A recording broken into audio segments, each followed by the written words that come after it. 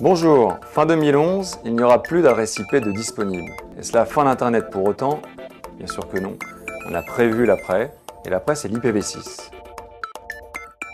Avec l'avènement du haut débit, fin des années 90 et début 2000, on a développé énormément les usages d'Internet, le développement de l'informatique personnelle, le développement de la téléphonie mobile.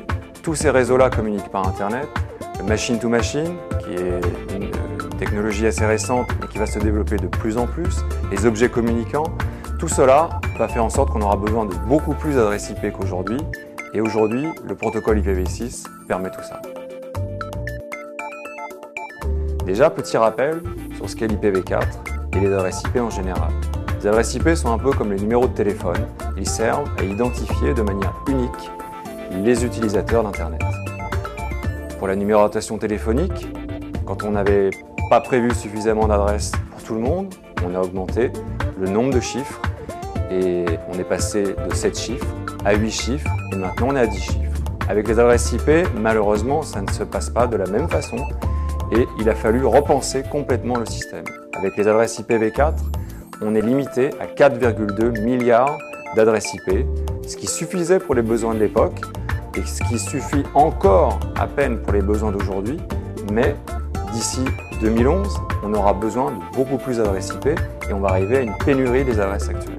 Les adresses IPv6 permettent jusqu'à 3,4 10 puissance 38 adresses IP au maximum, ce qui est bien évidemment suffisant pour les besoins d'aujourd'hui, mais aussi les besoins de demain.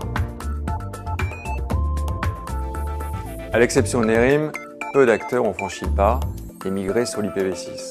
Ceci pour deux principales raisons. Des raisons techniques déjà, ça nécessite des investissements techniques et un savoir-faire que peu d'acteurs ont encore aujourd'hui. Ça nécessite notamment de revoir l'ensemble du cœur de réseau des fournisseurs d'accès Internet et des opérateurs. Et pour des raisons budgétaires, bien évidemment, puisque cela coûte énormément d'argent pour basculer l'ensemble d'une infrastructure déjà existante qui dessert déjà des millions d'abonnés vers un réseau IPv6. Il faut déjà que ces acteurs-là aient bien réfléchi en amont à cette migration, puisqu'il s'agira d'une migration qui ne sera pas rétro-compatible avec l'IPv4. Donc il y a un passage brut de l'IPv4 vers l'IPv6 avec toutes les conséquences que ça a. C'est pour ça qu'il est bien nécessaire, il est préférable de penser déjà son réseau en IPv6 plutôt que d'en subir une migration par la suite. Nerim est prêt. Nous avions anticipé ce passage à l'IPv6 et dès 2002, Nerim avait son cœur de réseau complètement compatible IPv6. Et dès 2003, l'ensemble de nos services sont fournis à nos clients en mode IPv6, mais aussi avec une compatibilité IPv4, ce qui permet pour tous nos clients d'accéder aux applications Internet dans les deux modes, et ce, sans difficulté. La seule difficulté pour une entreprise, ça sera de sélectionner le meilleur opérateur avec qui travailler. Car c'est l'opérateur qui se chargera de gérer l'ensemble de la problématique de l'IPv6.